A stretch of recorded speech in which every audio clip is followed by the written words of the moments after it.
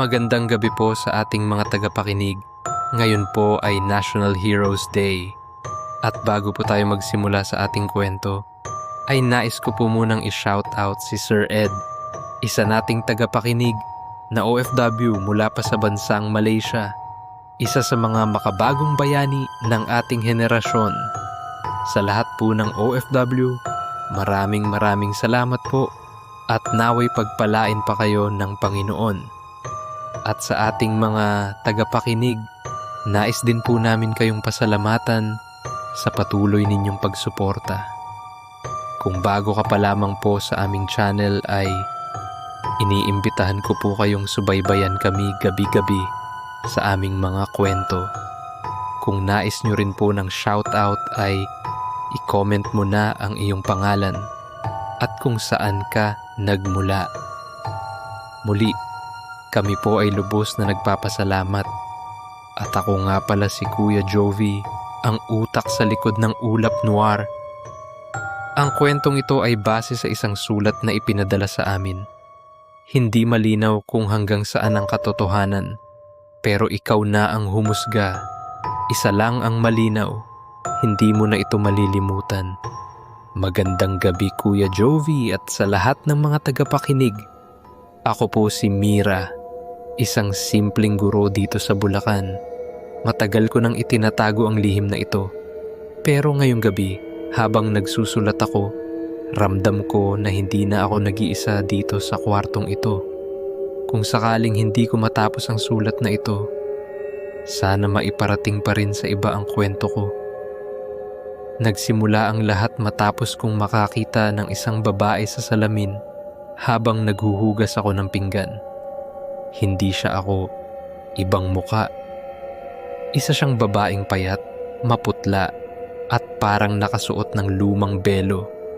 Nakangiti siya, pero ang mga mata niya ay parang itim na hukay. Mira! Mahina niyang sambit.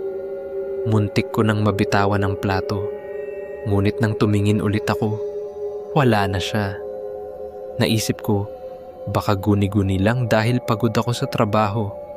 Pero kinagabihan, habang natutulog ako, nagising ako sa malamig na hininga sa batok ko. At nang dahan-dahan kong lingunin, doon ko siya nakita.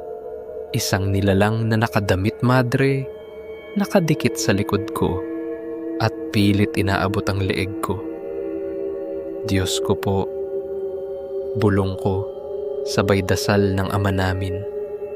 Pero habang binibigkas ko yon, napuno ng halakhak ang buong kwarto. Hindi ko na kaya, kaya lumapit ako sa kapitbahay naming albularya, si Aling Sean. Matanda na siya, pero kilala siya sa baryo sa pagpapagamot ng mga hindi nakikita. Pagkarinig niya ng kwento ko, bigla siyang natigilan. Hindi basta kaluluwa ang sumusunod sa iyo, Mira.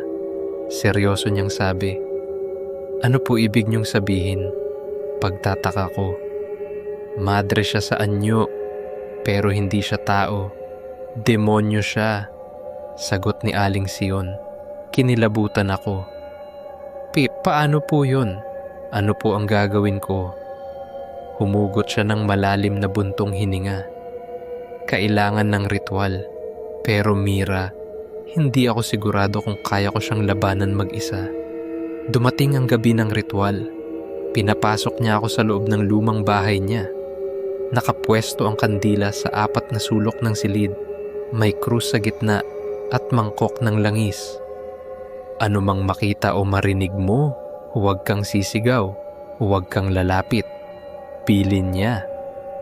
Habang nag-uusal siya ng orasyon, unti-unting lumamig ang paligid. Biglang pumutok ang isa sa mga kandila at mula sa dilim ay sumulpot siya. Ang nilalang. Ang mukha niya ay mas malinaw ngayon. Si Amon. Pero may pagkakahawig kay Valak na isang karakter sa isang pelikula. Mapuputing mata, dugo ang ngiti, at nangingitim na kamay na nakaabot kay Aling Sean. Umalis ka sa ngalan ng Diyos, sigaw ni Aling Sean, sabay-saboy ng banal na langis. Umuga ang buong bahay. Ang mga bintana ay nagbagsakan at mula sa bibig ni Amon, lumabas ang isang tinig na hindi ko makakalimutan. Siya ang gusto ko, hindi ikaw. Sabay turo niya sa akin. Biglang tumilapon si Aling Sion at bumagsak sa dingding. Mabilis akong dinamba ng nilalang. Ramdam ko ang malamig niyang daliri na nakalapat sa leeg ko. Akin ka na, bulong niya. Hindi ako sayo, sigaw ko. Pilit kong hinawakan ang rosaryo ko at idinikit sa kanyang mukha. Umusok ang balat niya at umaling aungaw ang sigaw na parang mula sa libu-libong kaluluwa. Pagkakataon iyon ni Aling Sion, agad niyang binigkas ang huling bahagi ng dasal. Ang nilalang ay umatungal at naglaho kasabay ng apoy ng lahat ng kandila. Napatulala kami. Tahimik ang paligid. Akala ko tapos na. Pag-uwi ko, pagod na pagod ako. Dumiretso ako sa salamin para maghilamos. Pero nang itaas ko ang mukha ko, hindi na ako si Mira. Ang nakatingin sa akin ay si Amon. Nakangiti, nakatingin diretso sa mga mata ko. At mula sa loob ng aking ulo, may tinig na bulong. Sinabi ko na, akin ka na. Hindi ko na maalala kung paano ako nakatulog.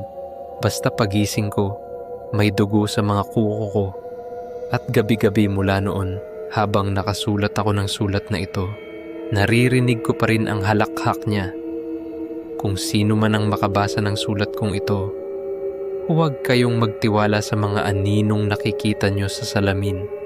Dahil minsan, hindi sila guni-guni. At kapag nasilip ka nila, huli na ang lahat. Mira! At dito na po nagtatapos ang ating kwento ngayong gabi. Sana'y magsilbing babala ito na hindi lahat ng ating nakikita ay katang-isip lamang. May mga nilalang na kumakapit sa kahinaan ng tao. At kapag sila'y nakahanap ng katawan na matitirhan, mahirap na silang paalisin. Kung sakaling maramdaman mo na may humihinga sa iyong likuran, huwag ka nang lumingon. Ingat po tayong lahat mga kadilim. Magkita-kita po tayo muli sa susunod na upload. Kung ikaw ay may kwentong katulad nito, ipadala lang sa Ulap Noir. Baka kwento mo na ang susunod naming ilahad. Ako si Jovi ng Ulap Noir. At hanggang sa muli nating pagkikita, kung magigising ka pa, subscribe for more true Pinoy horror stories tuwing gabi sa ilalim ng ulap.